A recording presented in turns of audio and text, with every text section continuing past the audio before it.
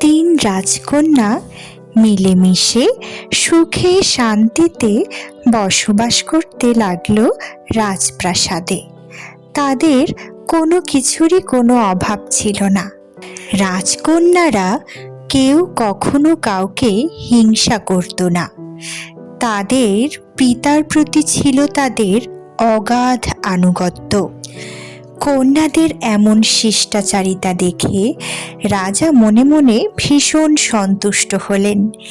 তিনি ঠিক করলেন তার সকল সম্পত্তি তিন কন্যার মাঝে সমান ভাগে ভাগ করে দিবেন।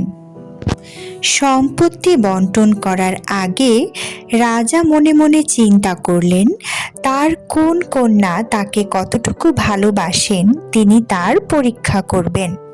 কন্যাদের ভালোবাসা পরীক্ষা করার জন্য রাজার মাথায় একটা বুদ্ধি আসলো।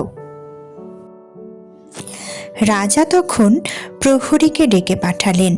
প্রহরীকে বললেন সে যেন তার রাজকন্যাদেরকে গিয়ে বলে যে তাদের পিতা তাদেরকে একজন একজন করে দেখা করার জন্য বলেছেন। তিনি রাজকন্যাদের মুখ থেকেই শুনতে চান তারা কে তার পিতাকে কতটুকু ভালোবাসেন। প্রহরী রাজার কথা মতো রাজকন্যাদেরকে খবর পাঠাতে গেলেন। রাজকন্যারা তখন বসে নিজেদের মতো গল্প করছিল। এমন সময়ে প্রহরী আসলো তাদের কক্ষে।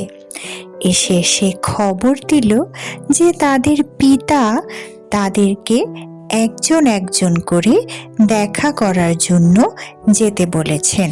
পিতার প্রতি কন্যাদের ভালোবাসা কতটুকু তা রাজা নিজের মুখ থেকেই শুনতে চাচ্ছেন।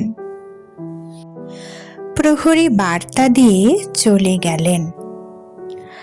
কন্যারা প্রহরীর কথা শুনে প্রথমে ভীষণ অবাক হলো। তাদের পিতা তাদের ভালোবাসার পরীক্ষা করবে এই কথা শুনে তারা কয়জন আলোচনা করতে লাগলো যে হঠাৎ কেন তাদের পিতার এহেন চিন্তা মাথায় আসলো। পিতা আমাদের তার প্রতি আনুগত্যের পরীক্ষা করবেন, এ যে একটা অবাক করা বিষয়। আমরা সবাই তাকে অনেক ভালোবাসি। পৃথিবীর প্রতিটা মেয়ে তার পিতাকে ভালোবাসে। এটা আলাদা করে জানতে চাওয়ার কি আছে? বন্ধুরা, সাবস্ক্রাইব করুন আর গল্পটির বাকি অংশ দেখতে এই ভিডিওতে ক্লিক করুন। ধন্যবাদ। আমাদের সাথেই থাকুন। ভিডিওগুলো কেমন লাগছে জানাবেন। আরও অনেক গল্প দেখতে আমাদের চ্যানেলে ভিজিট করুন। আল্লাহ হাফেজ।